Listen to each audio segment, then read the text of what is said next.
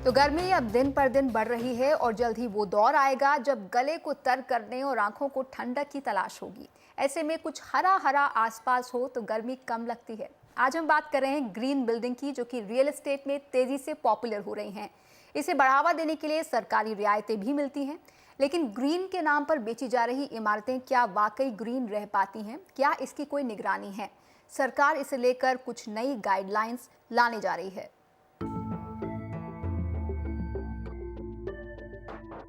Carbon footprints को घटाने की चिंताओं और डेवलपर्स में ग्रीन घर बनाने की बढ़ती होड़ ने सरकार को सोचने पर मजबूर कर दिया है।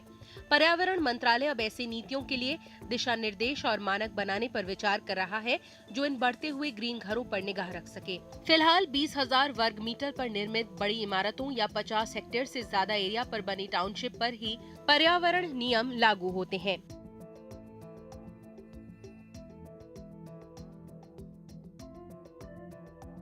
छोटी बिल्डिंग्स के लिए भी ग्रीन बिल्डिंग नॉर्म बना रहे हैं, तो हमें ये देखना ज़रूरी है कि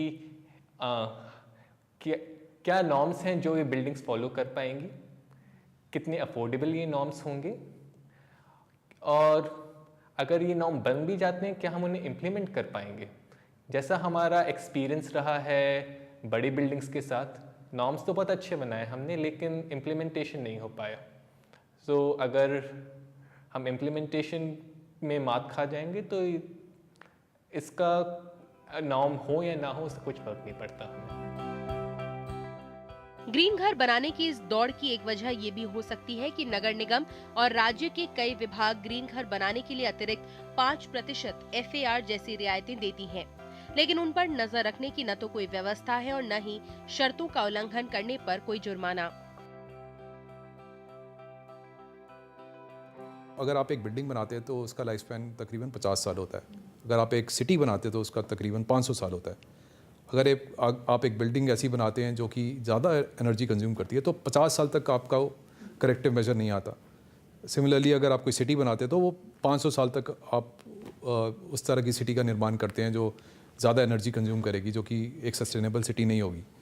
इसलिए मेरा ये मानना है कि सस्टेनेबिलिटी अब आने वाले समय के अंदर एक मेजर ड्राइवर रहेगा, और जितना भी फोकस रहेगा, चाहे वो बाहर की दुनिया के देश हों, चाहे वो हमारी खुद की भारत सरकार हो, उन सबका यही मानना है कि जो नई डेवलपमेंट्स हैं वो सस्टेनेबल डेवलपमेंट्स ही होनी चाहिए। डेवलपर्स चाहते हैं कि सरकार सस्ते ग्रीन घर बनाने की टेक्नोलॉजी देने में मदद करे, ताकि निर्माण में देरी और लागत दोनों कम हो। एक्सपेंसिव टेक्नोलॉजी फोटोवोल्टेक हो गई, आपकी एनर्जी कंजर्वेशन की अदर टेक्नोलॉजीज हो गई, वो भी एक्सपेंसिव है। तो क्वेश्चन ये है कि क्या वो मेरा कस्टमर वो एक्स्ट्रा पे कर सकता है आज की डेट में? क्या वो अवेयर है उसको पे करने के लिए? क्या उसके बेनिफिट जो वो 10 साल में लेगा, क्या उसका कुछ पैसा आज की डेट में देने को तैयार है? तो हम अपनी तरफ से उतनी कोशिश करते हैं कि उसी बजट के अंदर जितने हम बिना पैसे बढ़ाए, जितने हम कंस्ट्रक्शन के अंदर ये ग्रीन इफेक्ट्स डाल सकते हैं, उतने तो हम डालते हैं। पर्यावरण मंत्रालय ऊर्जा बचाने वाले घरों के लिए एक लोगो भी लॉन्च करने वाला है, लेकिन सबसे अहम चीज ये होगी कि नियमों का सही पालन होता है या नहीं। नई दिल्ली से ओनिता ओझा की रिपोर्ट, NDTV। तो आज के इस मुद्दे पर बातचीत करने के लिए स्टूडियो में मेरे साथ 3 खास मेहमान जुड़ रहे हैं। अभय कुमार, जो कि CMD हैं गृह प्रवेश के, ये कंपनी ग्रीन बिल्डिंग्स बनाती है। इसके अलावा अपूर्व विज जुड़ रहे हैं, प्रोग्राम मैनेजर टेक्निकल गृह काउंसिल टेरी, जो कि एनवायरमेंटल रिसर्च इंस्टीट्यूट है, और उनकी गृह मतलब green rating for integrated habitat assessment rating, ये रेटिंग देते हैं ग्रीन प्रोजेक्ट्स को। और श्रीनिवास चेबी, जो कि वाइस प्रेसिडेंट हैं building business Snyder electric India के, ये ग्रीन टेक्नोलॉजी देने वाले प्रोडक्ट्स बनाते हैं। तो सबसे पहले अपूर्व, मैं आपसे शुरुआत करना चाहूँगी। बीते कुछ सालों में रियल एस्टेट में ग्रीन एक फैशनेबल स्टेटमेंट बन गया है। बहुत सारे लोग इसकी तरफ आकर्षित होते हैं, क्यूरियोसिटी दिखाते हैं, दिलचस्पी दिखाते हैं, लेकिन ये बहुत से लोगों की पहुंच से बाहर भी है। क्यों ये इतना पॉपुलर, इतना ज़्यादा जोर नहीं पकड़ पा रहा एनवायरमेंटल फ्रेंडली होने के बावजूद? एकदम सही बात है। और पिछले कुछ सालों में ग्रीन बिल्डिंग्स काफ़ी ज़्यादा पॉपुलर हो गई हैं। जैसे जैसे लोगों ने देखना शुरू किया है कि बिजली और पानी के दाम बढ़ते जा रहे हैं, बिजली और पानी की किल्लत हो रही है, लोग ये कोशिश कर रहे हैं कि वो ऐसे घर खरीदें जिनमें बिजली और पानी की खपत कम हो, उससे उनके पैसे भी बचते हैं। ऐसे हालात में कई सारे डेवलपर्स कोशिश कर रहे हैं कि वो ग्रीन से ग्रीन बिल्डिंग्स बना के उन कस्टमर्स को बेच पाएँ। मगर जैसा कि हर फील्ड में होता है कि जब शुरुआत होती है किसी टेक्नोलॉजी की, तो शुरुआत में कॉस्ट थोड़ी ज़्यादा होती है। धीरे धीरे जैसे मार्केट के अंदर ज़्यादा से ज़्यादा ग्रीन बिल्डिंग्स बनती जाएंगी, अपने आप वो कॉस्ट नीचे आती जाएंगी। तो 5 साल पहले जैसा हम सोचते थे कि आप एक ग्रीन बिल्डिंग बनाएं और आप उसका जितना एक्स्ट्रा पैसा लगाएंगे वो अगले 4 से 5 साल में वापस आ जाएगा। आज हम देखते हैं कि वो पैसा कई बार 1 से 1.5 साल में वापस आ जाएगा। और कुछ लोग ये भी बना रहे हैं ऐसी बिल्डिंग्स, वो कहते हैं कि करीब 3 से 6 महीने में पैसा वापस आ जाएगा। तो हम धीरे धीरे देखते जा रहे हैं कि जैसे जैसे ज़्यादा से ज़्यादा ग्रीन बिल्डिंग्स बनती जा रही हैं, वो टेक्नोलॉजीज पैसा वापस पॉपुलर आ होती जाएगा, जा रही है। मतलब अगर हम दर्शकों के लिए सिंप्लीफाई करें तो ज्यादा सेविंग्स वहां रहने वाले लोगों को होंगी। हाँ, जो आपका महीने का बिजली का बिल होगा वो उतना ही कम होता जाएगा। तो जितना बिजली का बिल आपका कम होता जाएगा उतने आप महीने दर महीने पैसे बचाते जाएंगे। तो जी। आपने सपोज शुरुआत में थोड़े पैसे ज़्यादा लगाए, मगर 6 महीने में बिजली का बिल इतना कम हो जाएगा कि आपका पैसा वो वापस आ जाएगा। फिर अगले 25 साल 50 साल जब तक आप उस घर में हैं, आपके पैसे वो बचते ही जा रहे हैं। जी अभय जी, आपसे मेरा एक सवाल है कि ग्रीन बिल्डिंग क्या वाकई ग्रीन है? ये सवाल पिछले साल उठा centre for science and environment की एक रिपोर्ट में, जिसमें उन्होंने एनालिसिस किया कई ग्रीन बिल्डिंग्स का जिन्हें रेटिंग्स मिली हुई थी कि वो वाकई उतनी ऊर्जा खपत कम नहीं करती है, बल्कि वो रेगुलर बिल्डिंग से ज़्यादा ऊर्जा की खपत करती हैं, ज़्यादा उसमें पानी और बिजली का इस्तेमाल होता है उनके दावों के उलट। तो क्या वाकई ग्रीन बिल्डिंग्स ग्रीन है? इस पर एक सवाल खड़ा हो गया है।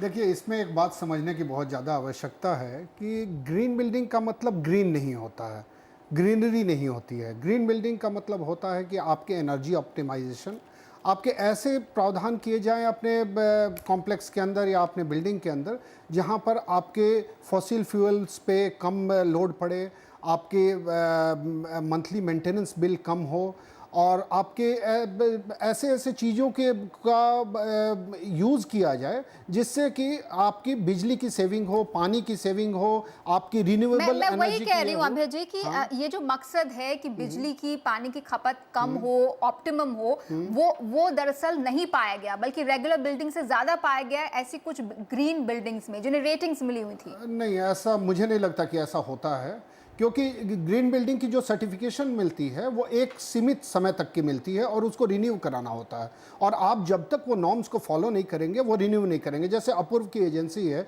ये लोग भी रिन्यू करेंगे उसको, और रिन्यू करते समय ये प्रॉपर ऑडिट करते हैं और वो ऑडिट में देखते हैं कि ये सारे नॉर्म्स को फॉलो किया जा रहा है कि नहीं, उसके इम्पैक्ट आ रहे हैं कि नहीं, और तभी जाकर उसकी रिन्यूअल होती है। तो वैसे कंडीशन में ये एक दो प्रोजेक्ट को इसको जनरलाइज नहीं करना चाहिए। इसके फायदे अब धीरे धीरे कस्टमर्स समझने लगे हैं, बिल्डर्स तो समझने ही लगे हैं, क्योंकि अब गवर्नमेंट की तरफ से इंसेंटिव्स भी आ रही है, इसलिए बिल्डर्स इसको अडॉप्ट करने में ज़्यादा आगे बढ़ रहे हैं। जी साथ ही श्रीनिवास जी, क्या हमें ग्रीन बिल्डिंग्स की परफॉर्मेंस पर नज़र रखने की ज़रूरत है? आप ऐसे प्रोडक्ट्स बनाते हैं जिससे ग्रीन बिल्डिंग में ऊर्जा की खपत कम हो, एनर्जी सेविंग्स हो, लेकिन किस तरह से उसे मॉनिटर किया जाए? ऐसी तो कोई एजेंसी नहीं है सरकार की बनाई या कोई कानून नहीं है जिसके तहत इस पर नज़र रखी जा सके। देखिए, इसमें दो तरीके का मॉनिटरिंग हो सकती है। एक तो है ग्रीन टेक्नोलॉजी का एक बेनिफिट ये होता है कि you can lead a green life, it's a green living concept. वो टेक्नोलॉजी आपको इतना इनेबल कर देती है कि आपका जो स्मार्टफोन है वहाँ तक आपको आपका बिल्डिंग का, आपका घर का कंजम्पशन के बारे में डेटा मिल सकता है, और ये जो डेटा है आपको आवर बाय आवर मिल सकता है, जैसा आप उसको सेट कर सकें वैसा मिल जाएगा। अगर आप वो एक कैंपस है, वहाँ पे कैंपस के लेवल पे आप मॉनिटर करना चाहते हैं, आज के तारीख में आपको क्लाउड टेक्नोलॉजी इतने सुविधा है कि क्लाउड के ज़रिए आपको काफ़ी कुछ इन्फॉर्मेशन मिल सकता है और उसके एनालिटिक्स भी मिल सकती है। आपको ये भी पता चलेगा कहाँ पे आपका एनर्जी लीकेज है, कहाँ पे कंजम्पशन ज़्यादा है, कहाँ पे जो तरीके से काम होना चाहिए, कंजम्पशन का सेविंग्स होना चाहिए, वहाँ हो रहा है या नहीं हो रहा है। तो today you have got lot of simple technologies at play. मैं इसमें कुछ ऐड करना चाहूँगा जी।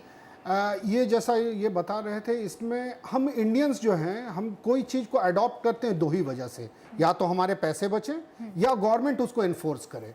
अब जैसे हेलमेट जो है हमारे लिए, हमारे इसके लिए है, लेकिन जब तक हेलमेट की चालान नहीं कटती हम पहनते नहीं। इसमें तो आपको इंसेंटिव मिल रहा है। नहीं, आपको हम तो बनाने को तैयार हैं, लेकिन वो कस्टमर उसको अडॉप्ट करने को तैयार है या नहीं है।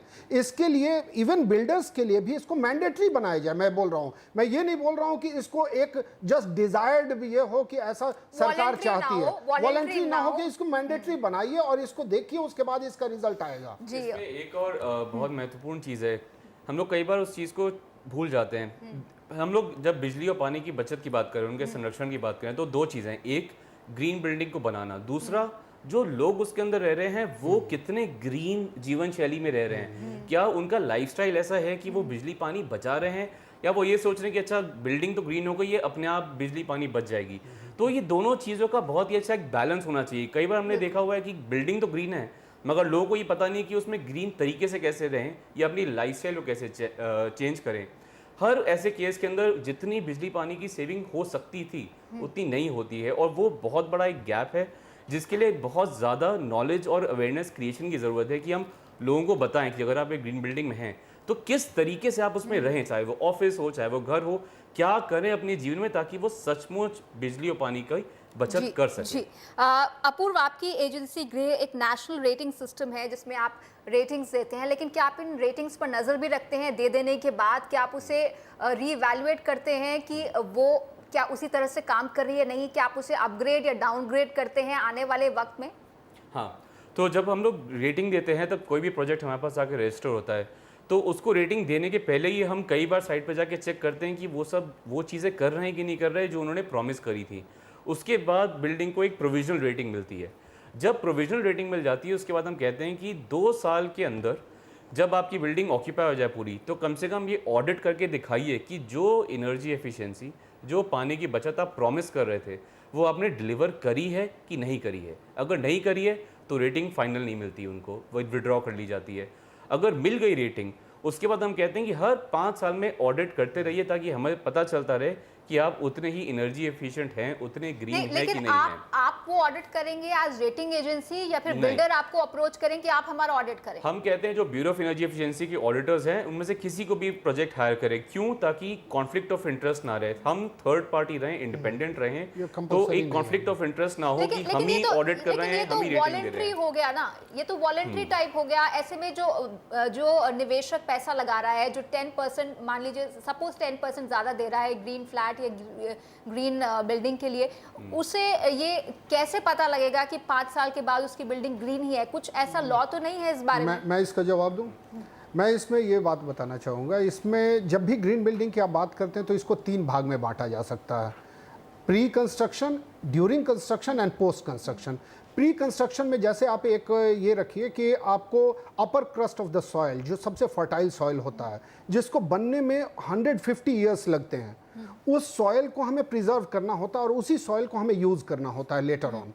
ये प्री कंस्ट्रक्शन हम अपने वो सॉइल को की डिगिंग करते हैं, एक्सकेवेशन करते हैं, उसको हटाते हैं। उसके बाद ड्यूरिंग कंस्ट्रक्शन जब अपनी कंप्लीट हो जाती है, जब लैंडस्केपिंग करते हैं, हमें फिर वही सॉइल को यूज़ करना होता है। उसके बाद जैसा अपूर्व ने कहा, उसी को मैं थोड़ा ऐड करना चाहूँगा कि इसके बाद जब पोस्ट कंस्ट्रक्शन होती है तो आप अपने कस्टमर्स को उसको एजुकेट कीजिए कि ये ग्रीन बिल्डिंग है और इसको आपको किस तरह से यूज़ करना है, आपको क्या क्या इसमें चीज़ करनी है, आपको कैसे गार्बेज को सेग्रीगेट करना है, आपको कैसे एसटीपी को यूज़ करना है, आपको कैसे पानी को रिसाइकल करना है, आपको कैसे रेन वाटर हार्वेस्टिंग के पानी को यूज़ करना है, उसको कैसे चार्ज करना है जिसको आप यूज़ कर सकें। ये सारी चीज़ें जब ये करेंगे, सोलर पैनल को आप कैसे यूज़ करेंगे, ये सब चीज़ को यूज़ करेंगे, तब जाकर आपको ऑप्टिमम रिजल्ट मिलता है। मतलब उन्हें टेक्नोलॉजी का सही इस्तेमाल बताना चाहिए। श्रीनिवास जी, आपकी कंपनी इस तरह के प्रोडक्ट्स बनाती है तो आप तो शायद वहाँ जाकर एजुकेट आपके रिप्रेजेंटेटिव्स करते होंगे, लेकिन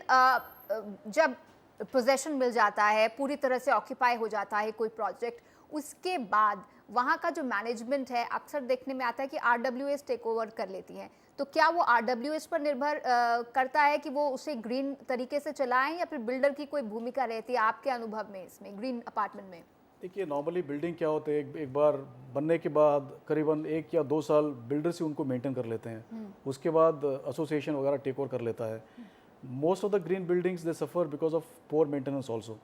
इसमें एक चीज़ का बड़ा इंपॉर्टेंट वो रोल है कि एक बार बनने के बाद उसको सही तरीके से from a user point of view use करें, और जो मेंटेनेंस है उस उतना कुछ कॉम्प्लिकेटेड मेंटेनेंस नहीं होता है, लेकिन जो बेसिक मिनिमम मेंटेनेंस है वो करते रहें। वो करने से आपको काफ़ी कुछ फ़ायदा मिल जाएगा, और जैसे कहा गया है कि 1-1.5 साल में आपको रिटर्न्स आना शुरू हो जाता है।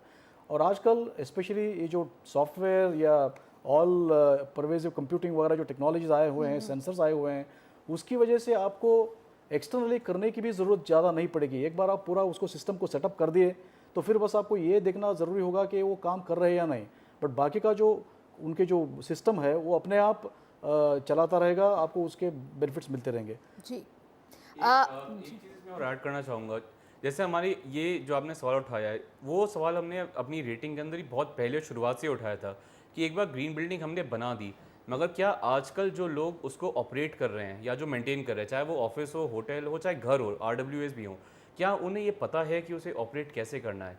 इसीलिए हमने अपनी रेटिंग में ये मैंडेट किया कि एक प्रोटोकॉल बनाना चाहिए, जो एक डॉक्यूमेंट हो या एक CD हो, कोई प्रोटोकॉल हो जो उस बिल्डिंग को, उस प्रोजेक्ट को रन कर रहे हैं लोग, उनके पास हमेशा रहना चाहिए कि इस बिल्डिंग के अंदर ये टेक्नोलॉजीज हैं, एनर्जी एफिशिएंट, ये वाटर एफिशिएंट, ये सीवेज ट्रीटमेंट प्लांट है, ये सोलर पैनल्स वगैरह हैं, इनकी मेंटेनेंस किस हिसाब से करनी चाहिए, इनको ऑपरेट किस हिसाब से करना चाहिए ताकि वो बेस्ट तरीके से रन कर सकें। अगर वो प्रोटोकॉल हमेशा रहे तो यानी जो भी उस प्रोजेक्ट को रन कर रहा है, चाहे RWA कोई हायर कर रहा हो या खुद कोई लोग उसको ऑपरेट कर रहे हो, एटलीस्ट वो देख सकते हैं कि हाँ इस तरीके से हमें इसको रन करते रहना चाहिए, फिर वो एफिशिएंट ऑपरेट करता रहेगा उस तरीके से। अभय जी, भारत में बहुत सारी सरकारें, चाहे दिल्ली हो, यूपी हो, महाराष्ट्र हो, पंजाब हो, ऐसे राज्यों में ग्रीन बिल्डिंग्स को बढ़ावा दिया जा रहा है आजकल। बहुत सारे आर्थिक छूट भी हैं, एक्स्ट्रा FAR भी है, फिर इसके बावजूद ग्रीन बिल्डिंग्स इतनी महंगी क्यों हैं? ग्रीन बिल्डिंग महंगी नहीं है, ये एक बहुत बड़ा मिसनोमर है। ग्रीन बिल्डिंग बिल्कुल महंगी ऐसे नहीं बहुत सारे लोग हमें लिखते हैं, हमें बहुत सारे ऐसे सवाल भी आते हैं या सलाह भी मांगते हैं कि ग्रीन बिल्डिंग में वो जाना तो चाहते हैं लेकिन उसके दाम उन्हें दूसरे प्रोजेक्ट्स के मुकाबले ज़्यादा लग रहे हैं। उन्हें बुलाइए हमारे गृह प्रवेश प्रोजेक्ट पे, हम बता देंगे ग्रीन बिल्डिंग बिल्कुल महंगी नहीं होती। ग्रीन बिल्डिंग के लिए हमें इंसेंटिव मिल रही है सरकार से, हम उस इंसेंटिव को यूज़ करके हम उसको पास ऑन कर रहे हैं, हम उसमें सारी चीज़ों को ऐड करते जा रहे हैं जिससे जो हमारे कॉस्ट को भरपाई कर ले रहा है। तो ग्रीन बिल्डिंग महंगी होती है बिल्कुल ये नहीं है।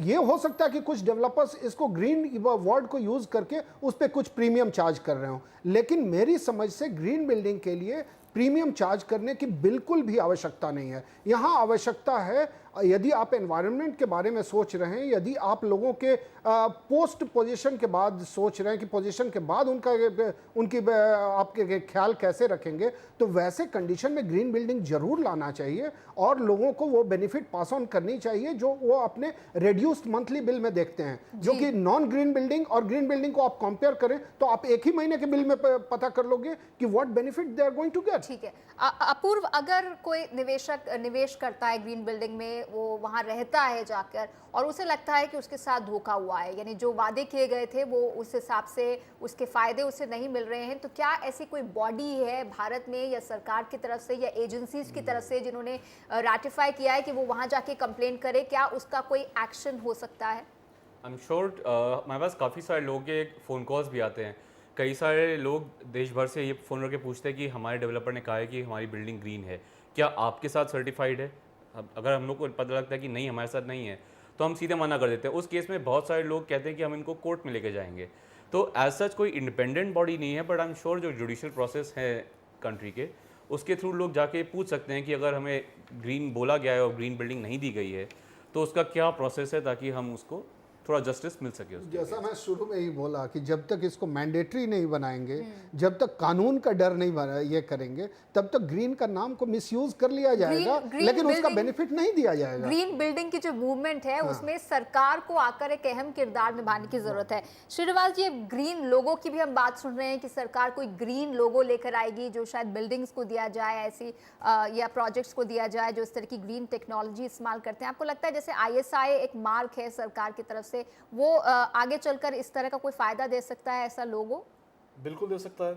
अभी तो सर्टिफिकेशन प्रोसेस आ चुकी है, लीड सर्टिफिकेशन है बिल्डिंग के लिए, और आज के तारीख में लीड ग्रीन सर्टिफिकेशन वगैरह जो है काफ़ी बड़े बड़े बिल्डिंग इमारतों के लिए आ रहा है। अगर कोई चीज़ हमको करनी है वो है रेजिडेंशियल अपार्टमेंट जो बहुत ज़्यादा वॉल्यूम में बनता है आज के तारीख में because of our condition in the country, वहाँ पे हमको ग्रीन सर्टिफिकेशन प्रोसेस घर के लिए लाना बड़ा ज़रूरी है। जैसे कि स्टार रेटिंग अप्लायंस के लिए होता है, वैसा जो रेजिडेंशियल यूनिट्स बनाते हैं उसके लिए भी ये ग्रीन सर्टिफिकेशन लाना बड़ा ज़रूरी है। और उससे क्या होगा फ़ायदा कि आप उसको ऑडिट प्रोसेस लगा देंगे तो शुरुआत right from the construction, during construction जैसा कहा गया, pre construction, during construction as well as post construction, you can always check whether they are conforming with the rating and the standard which is given. आप उसको वापस भी ले सकते हैं, उसका रेटिंग बाद में आप अगर आपको लगा कि ये उस तरीके से काम नहीं कर रहा है या उस तरीके से उसको मेंटेन नहीं कर रहा है, आप टेम्पोरली विथड्रॉ भी कर सकते हैं। जी जी। ग्रीन लोगो तो कुछ एजेंसीज ने शुरू भी कर दी है। लेकिन पूना में पीसीएमसी में आप देखिए तो ग्रीन लोगो है। की तरफ से बात चल रही है कि वो इस तरह से कोई मैकेनिज्म ला सकते हैं। इसमें एक चीज़ मैं बोलना चाहूँगा, जैसे जो गृह रेटिंग है वो इंडिया में हमने खुद ही बनाया है और सेंट्रल गवर्नमेंट ने खुद मैंडेट किया है कि उनके जितने प्रोजेक्ट्स आएंगे वो सब गृह 3 स्टार रेटेड होंगे। तो हम ये जा के हर प्रोजेक्ट के साथ कर रहे हैं कि वो ग्रीन रेटेड हो। तो सरकार की कोशिश भी रही है कि वो खुद अपने आप को मैंडेटरी करके बाकी लोगों को बोले कि देखो हम 3 स्टार गृह अचीव कर रहे हैं, आप क्यों नहीं करते। पहली चीज़ तो ये हुई। और कई सारे प्रोजेक्ट्स हम लोग गृह रेटिंग के अंदर देश भर में रेजिडेंशियल में भी कर रहे हैं। जैसे अभी जी पीसीएमसी का एग्जांपल ले रहे थे, वहाँ पे इंसेंटिव मॉडल पीसीएमसी म्यूनिसिपैलिटी का बहुत अच्छा है। उस वजह से वहाँ पर कम से कम 70 से 80 बड़े बड़े अपार्टमेंट कॉम्प्लेक्स गृह रेटिंग के लिए जा रहे हैं और उन्होंने काफ़ी सक्सेसफुल मॉडल देखा है वो कि एज एन इंसेंटिव म्यूनिसिपैलिटी भी खुश है, हम लोग को भी लगता है कि हाँ वो इंसेंटिव मॉडल काफ़ी अच्छा है और डेवलपर्स भी खुश हैं। तो ऐसे काफ़ी स्कीम्स हैं जहाँ पे रेजिडेंशियल प्रोजेक्ट्स भी काफ़ी अच्छी तरीके से बन रहे हैं और काफ़ी ग्रीन बन रहे हैं। ठीक है श्रीनिवास जी, ये तो जो ग्रीन बिल्डिंग्स अभी बनकर तैयार हो रही हैं, जैसे इनकी कंपनी है निर्माण कर रही है, लेकिन जो बिल्डिंग्स पहले से हैं जिनकी संख्या बहुत ज़्यादा है, तो क्या नॉन ग्रीन बिल्डिंग्स को हम ग्रीन बिल्डिंग्स में बदल सकते हैं? क्या इस तरह की टेक्नोलॉजी मौजूद है भारत में कि कुछ बदलाव कर, क्योंकि बहुत बड़े स्तर पर तो बदलाव शायद मुमकिन नहीं हो बन चुके घर में, तो क्या नॉन ग्रीन घर को ग्रीन घर में बदला जा सकता है?